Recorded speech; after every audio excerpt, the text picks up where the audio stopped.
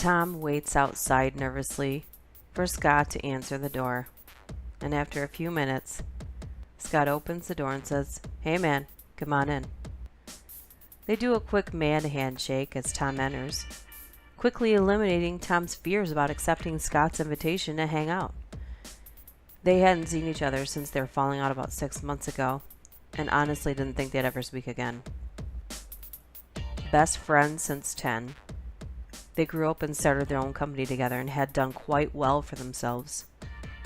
Originally a small advertising firm, had branched into a few small investments in a program supporting entrepreneurs and their inventions, providing them with a legal team, patenting, marketing, and manufacturing. They made no business moves without the other. There was one invention in particular, though, that Tom made a solo decision on while Scott was on vacation in Fiji and was unreachable. Tom figured it was a decision Scott would make and agreed it needed to be a yes.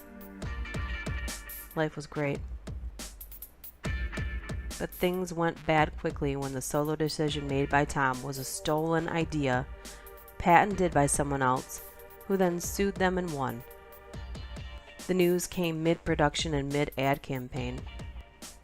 Usually product sales covered the manufacturing and marketing costs, but this lawsuit devastated their company, facing them to liquidate and close their doors. Scott held Tom 100% responsible, and it wasn't until about 2 weeks ago that Tom even heard from Scott. "It's good to see you, man," Scott says. "Same," says Tom. "Was surprised to hear from you, but glad." "Well, listen, I've got a pizza in the oven. Have a seat on the couch and the remote's on the table." Scott walks into his kitchen. "You want a beer?" "Sure," says Tom, scrolling through the guide on the TV, noticing the channel Scott was watching when he got there.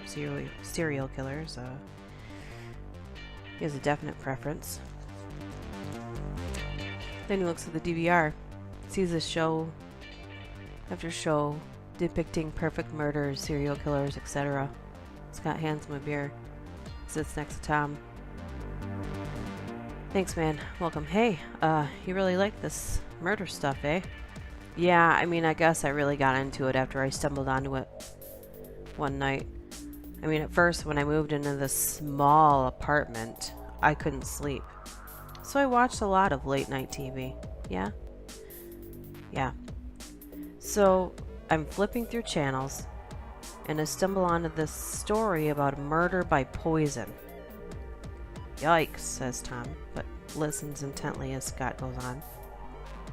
"So this guy concocts a poison cocktail that's tasteless, so his victims have no idea they're ingesting it. Plus, the poison dissipates in the victim's system, leaving no trace." Tom says, What the fuck? But how? Why?" Scott waits a minute, takes a swig of his beer, and says, "I guess he started out of curiosity but kept going because he got a sick high from it." Tom and Scott both take a swig of his beer. Tom looks at Scott and says, "Holy shit, that's crazy. It seems like they would taste the poison, don't you think?"